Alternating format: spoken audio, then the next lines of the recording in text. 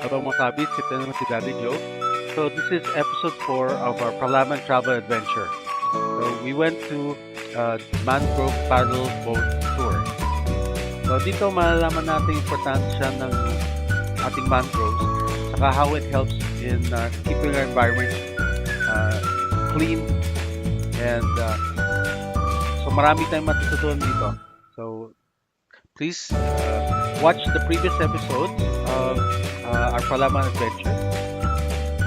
And for those na hindi pa nakakapag-subscribe, share, like, please subscribe and share, like, Pandemic Habits TV.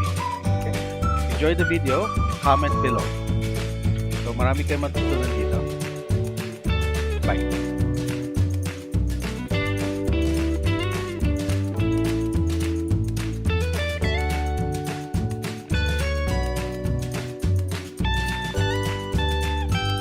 Subscribe, share, and like to your friends.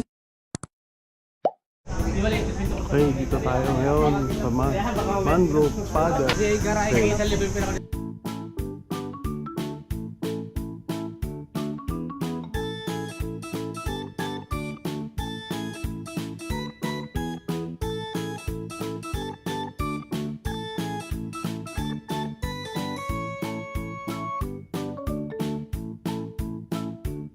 Hindi ko ibabalik eh.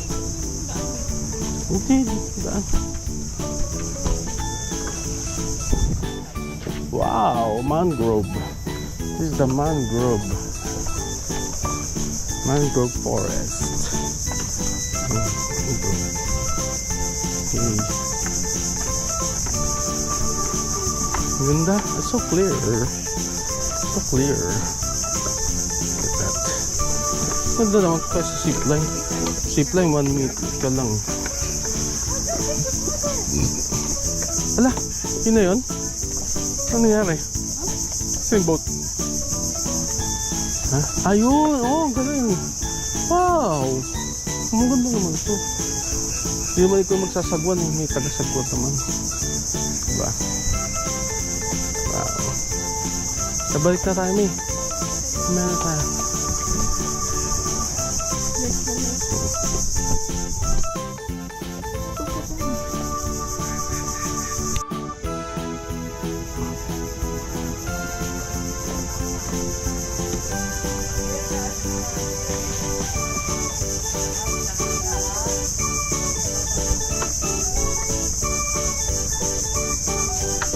Dalawa tayo po sasabihin po natin na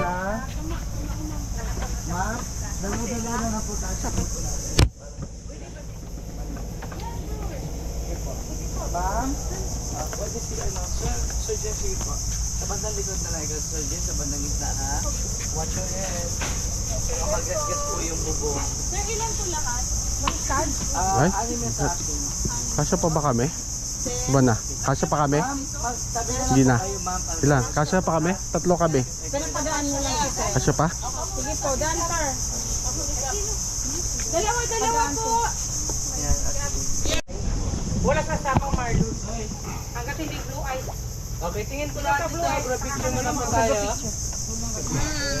Si Jinky ang magsisiging community guide niyo po at si Romel naman ang ating boardman. Morning po.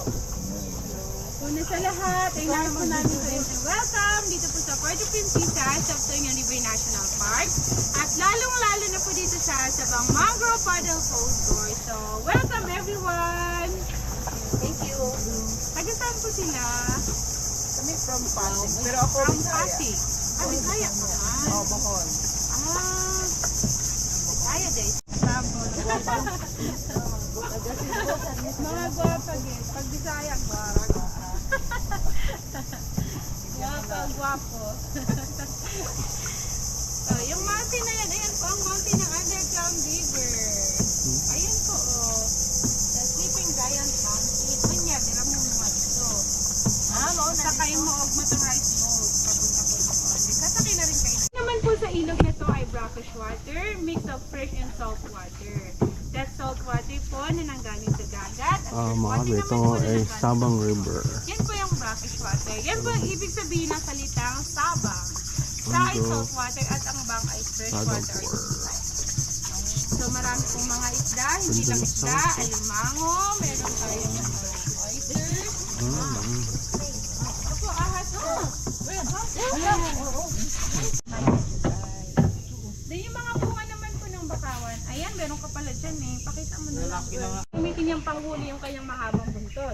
So ipapasok niyo po yun doon sa butas. Sa kapag yung kinagat na ng alimango, hihilain niyo na pa. Galing. Very smart. Yes po, para makakain siya. Opo. So, boardwalk po yan. Funded po ng SFP, Forest Foundation Philippines, na may haba na nasa 100 meters. Paikot po sa Limestone Rock Mountain na yan. Nagsisilbing bird watching area po yan. Tuwing umaga naman po yun. Alas 6 po ng umaga yung aming bird watching. Kaya may kasabihan, early bird catches more. How furniture, charcoal, and firewood. So dahil doon, nabawasan yung bilang ng mangrove forest natin sa buong Pilipinas. Because before, according to the first survey, we have 500,000 hectares of mangrove forest. But the last survey is only 120,000 hectares of mangrove forest remains. So almost 380,000 was done. Because before, the people were cutting the mangrove, they built houses, furniture, charcoal. At ginamit po pang gatong sa mga bakery, ginamit sa pamosi ng kuryente. But the largest damage po, they can convert to fish, farm. Po yan ngayon. Ayan po, the fish.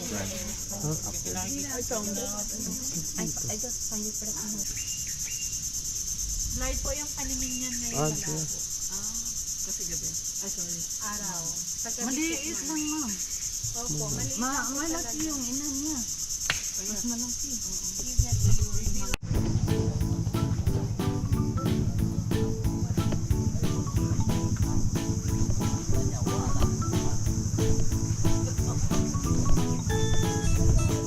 Dito tayo mga kabis sa Sabaw.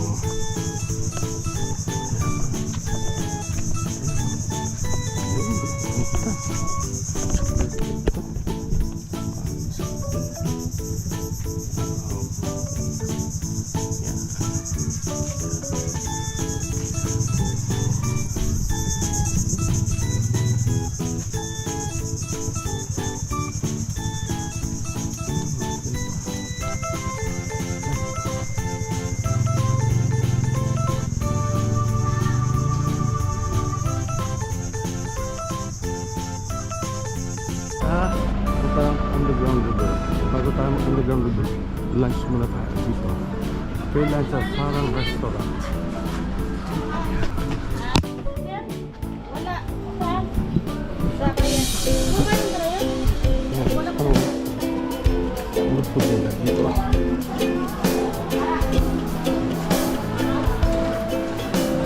Tupay.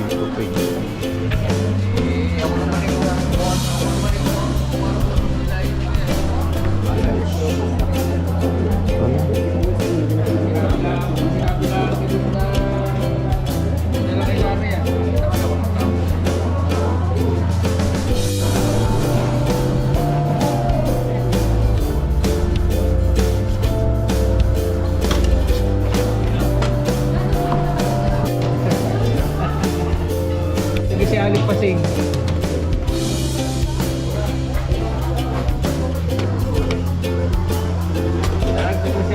Dagdagan mo si Alip Pasing.